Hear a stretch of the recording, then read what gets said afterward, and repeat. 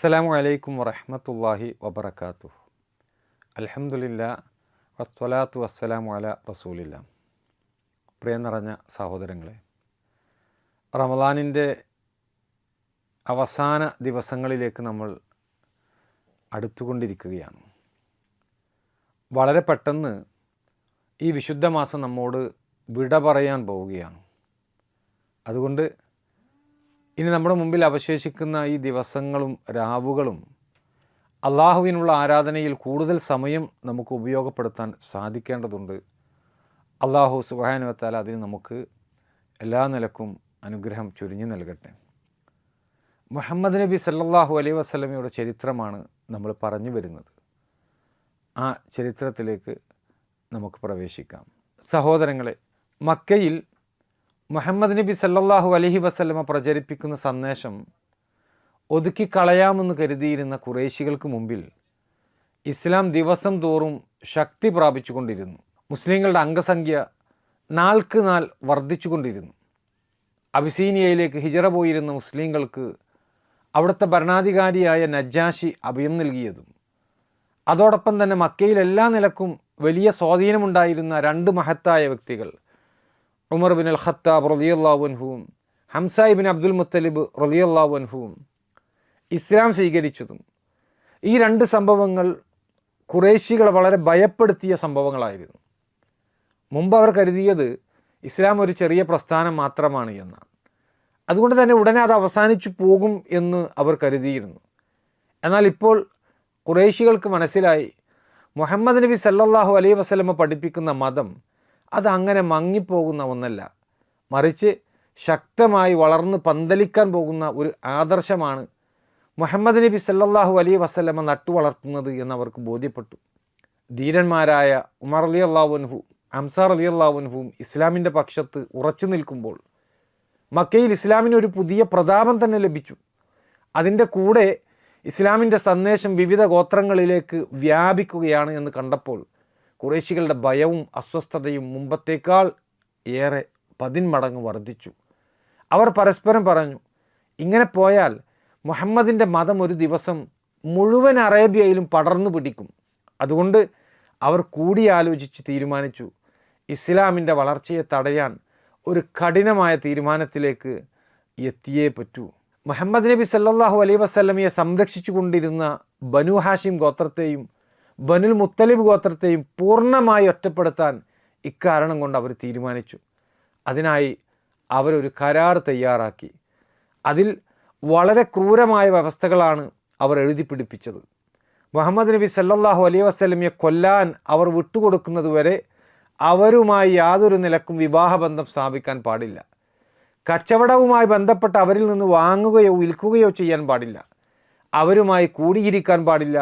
അവരെ പൂർണ്ണമായും സാമൂഹികമായും സാമ്പത്തികമായും ഒറ്റപ്പെടുത്തണം. ഇങ്ങനെ മനുഷ്യത്വത്തെ ആകെ ലജ്ജിപ്പിക്കുന്ന ഒരു തീരുമാനമാണ് ഖുറൈശികൾ അന്ന് എടുത്തത്. അങ്ങനെ ഇവർ ഈ കരാറുണ്ടാക്കി. ആ കരാർ ഒരു ഫലകത്തിൽ എഴുതുകയും ആ എഴുതി തയ്യാറാക്കിയ ഫലകം കഅബയുടെ അകത്ത് കെട്ടിത്തൂക്കുകയും ചെയ്തു. അവരുടെ ഈ തീരുമാനം വളരെ ശക്തമാണ് എന്നറിയിക്കാൻ, ആ തീരുമാനത്തിൽ നിന്ന് ആരും പിന്മാറില്ല എന്നറിയിക്കാൻ, അതിനുവേണ്ടിയാണ് കഅബയുടെ അകത്ത് ഈ ഫലകം അവർ കെട്ടിത്തൂക്കിയത്. അങ്ങനെ മക്കയുടെ ചരിത്രത്തിൽ വളരെ ദുഃഖകരമായ ഒരു അധ്യായം ആരംഭിക്കുകയായിരുന്നു. മുസ്ലിങ്ങളെയും ബനു ഹാഷിമിനെയും ഊരവിലക്കാനുള്ള വളരെ ക്രൂരമായ ഒരു തീരുമാനം. സഹോദരങ്ങളെ, ഖുറൈശികൾ എടുത്ത ഈ തീരുമാനങ്ങൾ കണ്ടപ്പോൾ മുഹമ്മദ് നബി സല്ലല്ലാഹു അലൈഹി വസല്ലമയുടെ പിതൃ സഹോദരനായ അബൂ താലിബിന് വളരെയധികം ദുഃഖം തോന്നി. അദ്ദേഹം വളരെ ആഴത്തിൽ ചിന്തിച്ചു. തൻ്റെ സഹോദരപുത്രനെതിരെ സ്വന്തം ഗോത്രക്കാർ ഇങ്ങനെ ഒരുമിച്ച് നിന്നത് അദ്ദേഹത്തിന് വലിയ മനപ്രയാസമുണ്ടാക്കി. എന്നാൽ ഈ ഒരു സന്ദർഭം അത് നിശബ്ദമായിരിക്കാനുള്ള സമയമല്ല എന്ന് അദ്ദേഹം മനസ്സിലാക്കി. എന്നിട്ട് അദ്ദേഹം ബനു ഹാഷിം ഗോത്രത്തെയും ബനു മുത്തലിബ് ഗോത്രത്തെയും ഒരുമിച്ച് കൂട്ടി. അവരുടെ മുമ്പിൽ എഴുന്നേറ്റ് നിന്നുകൊണ്ട് അദ്ദേഹം അവരോട് അഭ്യർത്ഥിച്ചു, മുഹമ്മദിനെ നമ്മൾ ഒരിക്കലും ശത്രുക്കളുടെ കൈകളിൽ ഏൽപ്പിച്ചു കൊടുക്കരുത്. നമ്മുടെ കുടുംബത്തിലെ ഒരംഗമായ മുഹമ്മദിനെ നമ്മൾ സംരക്ഷിക്കണം. ശത്രുക്കൾക്ക് മുമ്പിൽ നാം അവൻ്റെ കൂടെ ഉറച്ചു നിൽക്കണം. അബൂ താലിബിൻ്റെ ഈ ഒരു ആഹ്വാനം അവരുടെ ഹൃദയങ്ങളെ ശരിക്കും സ്പർശിച്ചു. അവരെല്ലാവരും ആ നിർദ്ദേശം അംഗീകരിച്ചു. അങ്ങനെ അവർ മുഹമ്മദ് നബി സല്ലല്ലാഹു അലൈഹി വസല്ലമയെയും തങ്ങളോടൊപ്പം ബനു ഹാഷിമിൻ്റെ മലയിടുക്കുകളിലേക്ക് കൊണ്ടുപോകാനും അവിടെ ഒരുമിച്ച് താമസിച്ചുകൊണ്ട് അദ്ദേഹത്തെ സംരക്ഷിക്കാനും മുന്നോട്ട് വന്നു. അവരുടെ കൂട്ടത്തിലുണ്ടായിരുന്ന ചിലർ ഇസ്ലാം സ്വീകരിച്ച ആളുകളായിരുന്നു എങ്കിലും ഗോത്രബന്ധത്തിൻ്റെ പേരിൽ മുഴുവൻ ആളുകളും ഈ തീരുമാനത്തെ അംഗീകരിക്കാൻ തയ്യാറായി. എന്നാൽ ഒരാൾ മാത്രം ഈ കൂട്ടത്തിൽ നിന്നും പിന്മാറി. അയാളാണ് പ്രവാചകൻ്റെ കുടുംബക്കാരനായ അബൂലഹബ്. സ്വന്തം സഹോദരൻ്റെ മകനായിരുന്ന മുഹമ്മദ് നബി സല്ലല്ലാഹു അലൈഹി വസല്ലമയുടെ പക്ഷത്ത് നിൽക്കാൻ അയാളുടെ മനസ്സ് അനുവദിച്ചില്ല. അയാൾ ഖുറൈശികളുടെ പക്ഷത്ത് അണിചേർന്ന് നിൽക്കാനാണ് തീരുമാനിച്ചത്. അങ്ങനെ മുഹമ്മദ് നബി സല്ലല്ലാഹു അലൈഹി വസല്ലമയും മുസ്ലിങ്ങളും ബനു ഹാഷിം ഗോത്രക്കാരും അബൂ താലിബിൻ്റെ ഗോത്രത്തിലെ മലയിടുക്കുകളിലേക്ക് മാറി താമസിച്ചു. പ്രവാചകത്വത്തിൻ്റെ 7-ാം വർഷം മുഹറം മാസത്തിൻ്റെ തുടക്കത്തിലാണ് ഈ ഉപരോധം ആരംഭിച്ചത്. ഈ ഉപരോധം ഒരു ചെറിയ കാലയളവിൽ സംഭവിച്ചതല്ല. 3 ദീർഘമായ വർഷങ്ങൾ ഈ ഊരുവിലക്കിൻ്റെ പ്രയാസങ്ങൾ അവർ ഒന്നടങ്കം നേരിട്ടിട്ടുണ്ട്. ഈ കാലഘട്ടത്തിലാണ് പ്രശസ്ത സ്വഹാബിയായ അബ്ദുല്ലാ ഇബ്നു അബ്ബാസ് റളിയല്ലാഹു അൻഹു ജനിക്കുന്നത്. ഈ 3 വർഷങ്ങൾ മുസ്ലിം സമൂഹത്തിന് അത്യന്തം കഠിനമായ പരീക്ഷണമായിരുന്നു നേരിടേണ്ടി വന്നത്. അവരെ ഒരു തടവറയിൽ അടച്ചുപൂട്ടിയവരെ പോലെ മക്കയിൽ നിന്ന് ആരും അവരുമായി ഇടപഴകാൻ കഴിയാത്ത ഒരു അവസ്ഥ. ഭക്ഷണ സാധനങ്ങൾ പോലും അവർക്ക് ലഭിക്കാതെ, വ്യാപാരം ചെയ്യാൻ കഴിയാതെ, കടുത്ത പട്ടിണിയും പ്രയാസങ്ങളും അനുഭവിച്ചുകൊണ്ട് തള്ളി നീക്കിയ നിമിഷങ്ങൾ. ആ മലയിടുക്കുകളിൽ ചിലപ്പോൾ രാത്രിയുടെ നിശബ്ദതയിൽ വിശപ്പ് കൊണ്ട് കരയുന്ന ചെറിയ കുട്ടികളുടെ ശബ്ദം കേൾക്കാമായിരുന്നു. ആ കരച്ചിലുകൾ മലയിടുക്കുകളുടെ പിന്നിൽ നിന്ന് മുഴങ്ങുമ്പോൾ അത് കേൾക്കുന്നവരുടെ ഹൃദയം പോലും വിങ്ങിപ്പോകുന്ന അവസ്ഥയായിരുന്നു. ഇങ്ങനെ വിശ്വാസത്തിൻ്റെ പേരിൽ 3 വർഷം നീണ്ടുനിന്ന കഠിനമായ ഉപരോധവും പട്ടിണിയും പരീക്ഷണവും മുസ്ലിം സമൂഹം ഒന്നടങ്കം ക്ഷമയോടെ സഹിക്കുകയായിരുന്നു. ഈ കഠിനമായ ഉപരോധ കാലത്ത് മുഹമ്മദ് നബി സല്ലല്ലാഹു അലൈഹി വസല്ലമയുടെ സുരക്ഷയെക്കുറിച്ച് വലിയ ആശങ്ക അബൂ താലിബിനുണ്ടായിരുന്നു. ഖുറൈശികൾ ഏതെങ്കിലും രാത്രിയിൽ രഹസ്യമായി ആക്രമിക്കുമോ എന്ന ഭയം അദ്ദേഹത്തെ പിടികൂടി. അതുകൊണ്ട് തന്നെ ജനങ്ങളെല്ലാം ഉറങ്ങിക്കഴിഞ്ഞാൽ അദ്ദേഹം മുഹമ്മദ് നബി സല്ലല്ലാഹു അലൈഹി വസല്ലമയോട് തൻ്റെ വിരിപ്പിൽ വന്ന് കിടക്കാൻ ആവശ്യപ്പെടും. എന്നാൽ കുറച്ചു നേരം കഴിഞ്ഞാൽ വീണ്ടും ഭയം തോന്നും. ശത്രുക്കൾ മുഹമ്മദിന് എന്തെങ്കിലും ചെയ്തേക്കുമോ? അപ്പോൾ അബൂ താലിബ് തൻ്റെ മക്കളെയോ സഹോദരങ്ങളെയോ പിതൃവ്യ പുത്രന്മാരെയോ വിളിച്ചുകൊണ്ട് പ്രവാചകൻ്റെ വിരിപ്പിൽ അവരെ കിടത്തുകയും മുഹമ്മദ് നബി സല്ലല്ലാഹു അലൈഹി വസല്ലമയെ മറ്റൊരു സ്ഥലത്ത് കിടക്കാൻ നിർദ്ദേശിക്കുകയും ചെയ്യും. ഇങ്ങനെ സ്വന്തം മക്കളെയും ബന്ധുക്കളെയും പോലും അപകടത്തിന് മുന്നിൽ നിർത്തിക്കൊണ്ട് പ്രവാചകനെ സംരക്ഷിക്കാൻ അബൂ താലിബ് കഠിനമായി പരിശ്രമിച്ചു. അതൊരു സാധാരണ സംരക്ഷണം മാത്രമല്ല, ഒരു പിതാവിൻ്റെ സ്നേഹത്തോടും കരുതലോടും വാത്സല്യത്തോടും കൂടെയുള്ള ഒരു സംരക്ഷണം. ഇതിനിടെ മക്കയിൽ ഉപരോധം കൂടുതൽ ശക്തമായി. മക്കയിലെ ചന്തകൾ അവരുടെ മുമ്പിൽ അടച്ചുപൂട്ടപ്പെട്ടു. പുറമേ നിന്ന് മക്കയിലേക്ക് ഭക്ഷണ സാധനങ്ങൾ എത്തുമ്പോൾ ഖുറൈശികൾ അതിവേഗം പോയി അവയെല്ലാം വാങ്ങിവെക്കും. മലയിടുക്കുകളിൽ താമസിക്കുന്ന ബനു ഹാഷിമിനും മുസ്ലിങ്ങൾക്കും ആ ഭക്ഷണം എത്താതിരിക്കാനായിരുന്നു ഈ ക്രൂരമായ നീക്കം അവർ ചെയ്തത്. എന്നാൽ ഇത്തരത്തിലുള്ള കഠിനമായ സാഹചര്യങ്ങളിലും മുഹമ്മദ് നബി സല്ലല്ലാഹു അലൈഹി വസല്ലം തൻ്റെ പ്രവാചകത്വ ദൗത്യത്തിൽ നിന്ന് പിന്മാറിയില്ല. മലയിടുക്കുകളിൽ താമസിച്ചു കൊണ്ടിരുന്നെങ്കിലും അവസരം കിട്ടുമ്പോൾ അദ്ദേഹം പുറത്തേക്ക് പോയിക്കൊണ്ട് ഇസ്ലാമിൻ്റെ സന്ദേശം ജനങ്ങളിലേക്ക് എത്തിച്ചു കൊണ്ടേയിരുന്നു. ഈ സമയത്ത് മക്കയിൽ തന്നെ ചില നല്ല മനസ്സുകളുള്ള ആളുകളുണ്ടായിരുന്നു.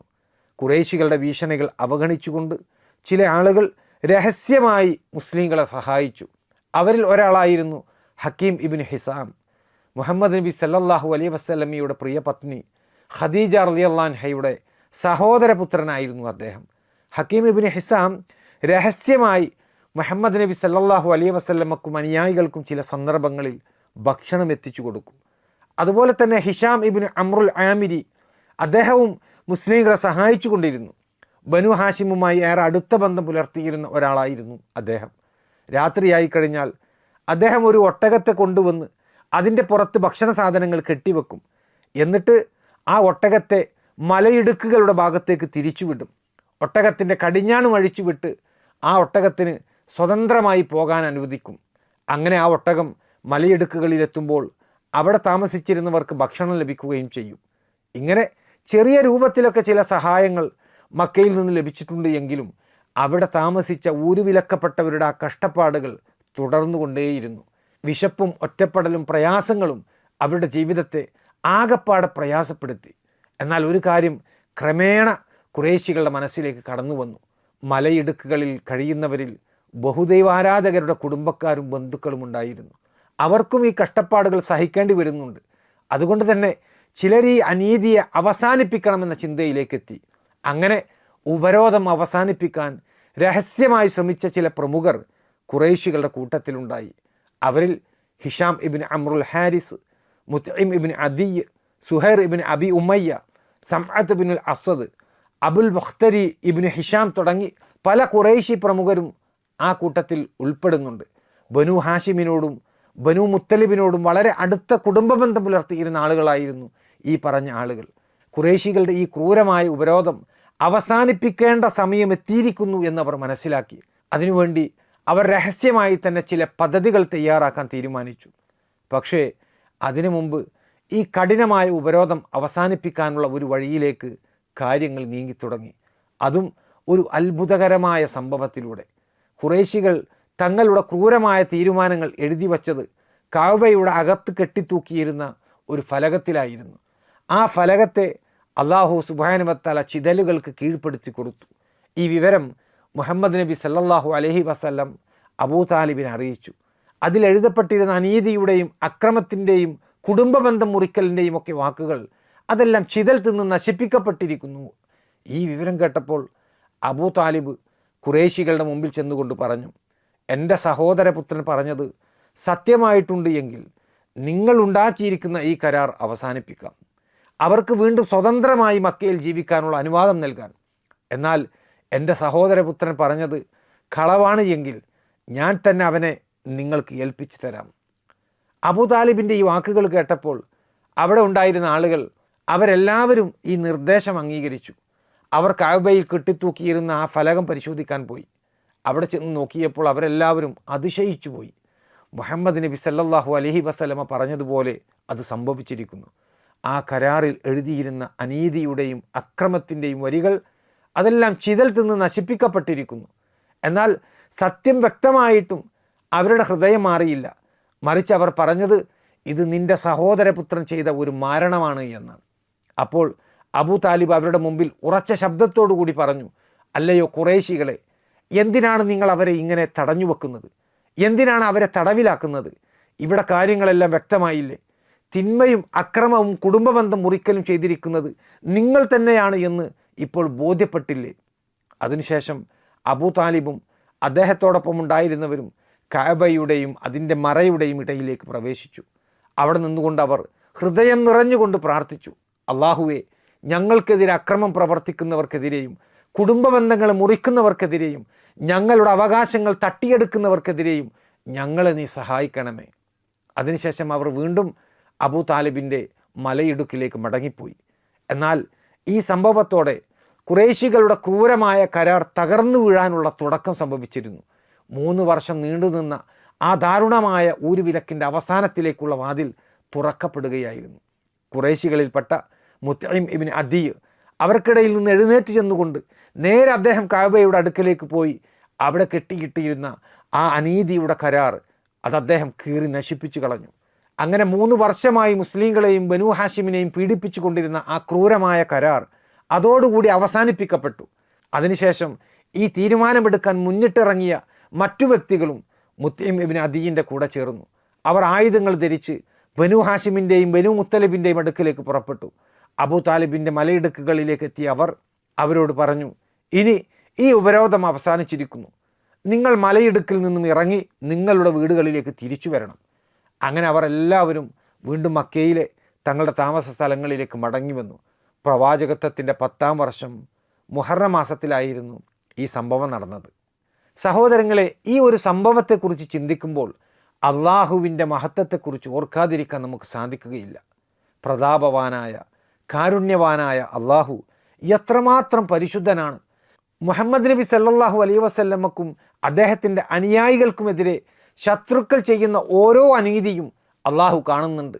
എന്നാൽ അവരെ ഉടനെ പിടികൂടി അവരുടെ മേലൊരു ശിക്ഷാ നടപടി സ്വീകരിക്കാൻ അള്ളാഹു ഒരിക്കലും ധൃതി കാണിച്ചിട്ടില്ല. കാരണം അള്ളാഹു മനുഷ്യരോട് അത്യന്തം കരുണയുള്ളവനാണ്. ഖുർആനിലെ 2-ാമത്തെ അധ്യായമായ സൂറത്തുൽ ബഖറയിലെ 143-ാമത്തെ സൂക്തത്തിൽ അള്ളാഹു സുബ്ഹാനഹു വ തആല പറയുന്നുണ്ടല്ലോ, ഇന്നല്ലാഹ ബിന്നാസി ലറഊഫുർ റഹീം. തീർച്ചയായും അള്ളാഹു മനുഷ്യരോട് അത്യധികം ദയയുള്ളവനും കരുണാനിധിയുമാകുന്നു എന്നാണ്. സഹോദരങ്ങളെ, ഖുറൈശികളുടെ ചെയ്തികളെക്കുറിച്ച് ആലോചിക്കുമ്പോൾ എന്തൊരു ഹൃദയകാഠിന്യമായിരുന്നു അവരുടെ പ്രവർത്തനങ്ങൾ. എന്തൊരു അതിക്രമമാണ്, എന്തൊരു അന്യായമാണ്. മനുഷ്യരോട് സ്നേഹവും കരുണയും നന്മയും പഠിപ്പിച്ചുകൊണ്ട് ജനങ്ങളിലേക്ക് കടന്നു വന്ന അള്ളാഹുവിൻ്റെ ഒരു പ്രവാചകനോട് പട്ടിണി കൊണ്ടും ഒറ്റപ്പെടുത്തൽ കൊണ്ടും പ്രയാസപ്പെടുത്തിയത് ഒരു മഹാ അപരാധം തന്നെയാണ്. എന്നാൽ സഹോദരങ്ങളെ, മക്കയിൽ അത്രയും അധികം അനീതികൾ നടക്കുമ്പോഴും അള്ളാഹു സുബ്ഹാനഹു വ തആല ഉടനെ ശിക്ഷയുമായി മലക്കുകളെ നിയോഗിക്കുകയല്ല ചെയ്തിട്ടുള്ളത്. മറിച്ച് മനുഷ്യർക്ക് അള്ളാഹു സുബ്ഹാനഹു വ തആല സമയം നൽകിക്കൊണ്ട്, ചിന്തിക്കാൻ അവസരം നൽകിക്കൊണ്ട് സ്വർഗത്തിൻ്റെ വഴിയിലേക്ക് തിരിച്ചു വരാൻ ഒരു വാതിൽ തുറന്നു കൊടുക്കുകയാണ് അള്ളാഹു സുബ്ഹാനഹു വ തആല ചെയ്തിട്ടുള്ളത്. ഇതാണ് അള്ളാഹുവിൻ്റെ മഹത്തായ കാരുണ്യം. മനുഷ്യന് തെറ്റ് ചെയ്യുമ്പോൾ അവനെ ഉടനെ നശിപ്പിക്കാൻ അള്ളാഹു സുബ്ഹാനഹു വ തആല കഴിവുള്ളവനാണ്. ഒരു നിമിഷം കൊണ്ട് തന്നെ അവരെയെല്ലാം ഇല്ലാതെയാക്കാനുള്ള കഴിവ് അത് സർവശക്തനായ അള്ളാഹുവിനുണ്ട്. എന്നാൽ അവൻ അത് ചെയ്യാത്തത് അവൻ കരുണയുള്ളവനായതുകൊണ്ടാണ്. അവൻ മനുഷ്യർക്ക് വീണ്ടും വീണ്ടും ചിന്തിക്കാൻ വേണ്ടി, തെറ്റുകൾ തിരുത്താൻ വേണ്ടി, സത്യത്തിലേക്ക് മടങ്ങി വരാൻ വേണ്ടി അവസരം നൽകുകയാണ്. അതാണ് അള്ളാഹു സുബ്ഹാനഹു വ തആല പറഞ്ഞത്, ഇന്നല്ലാഹ ബിന്നാസി ലറഊഫുർ റഹീം. തീർച്ചയായും അള്ളാഹു മനുഷ്യരോട് അത്യധികം ദയയുള്ളവനാണ്, കരുണാനിധിയാണ് എന്ന്. ഇവിടെ അള്ളാഹു സുബ്ഹാനഹു വ തആല പറഞ്ഞത് ബിന്നാസി എന്നാണ്. മനുഷ്യരോട് ദയയുള്ളവനാണ്, കരുണാനിധിയാണ് എന്നാണ്. വിശ്വാസികളോട് മാത്രം കരുണ കാണിക്കുന്നു എന്നല്ല അള്ളാഹു സുബ്ഹാനഹു വ തആല പറഞ്ഞത്. അള്ളാഹുവിൻ്റെ കരുണ മുസ്ലിങ്ങൾക്ക് മാത്രമല്ല, മുഴുവൻ മനുഷ്യർക്കുമാണ് ചൊരിഞ്ഞു നൽകിക്കൊണ്ടിരിക്കുന്നത്. വിശ്വാസികൾക്കും അവിശ്വാസികൾക്കും, അവനെ അനുസരിക്കുന്നവർക്കും അവനെ അവഗണിക്കുന്നവർക്കും അള്ളാഹു സുബ്ഹാനഹു വ തആല ഈ ലോകത്തിൽ കരുണ കാണിക്കുന്നുണ്ട്. സൂര്യൻ ഉദിക്കുന്നത് എല്ലാവർക്കും വേണ്ടിയാണ് എങ്കിൽ, മഴ പെയ്യുന്നത് എല്ലാവർക്കും വേണ്ടിയാണ് എങ്കിൽ, വായുവും ജീവനും ആരോഗ്യവും ഉപജീവനവും ഇതെല്ലാം അള്ളാഹു സുബ്ഹാനഹു വ തആല മനുഷ്യരെ എല്ലാവരെയും ഉൾപ്പെടുത്തി നൽകുന്ന അനുഗ്രഹങ്ങളാണ്.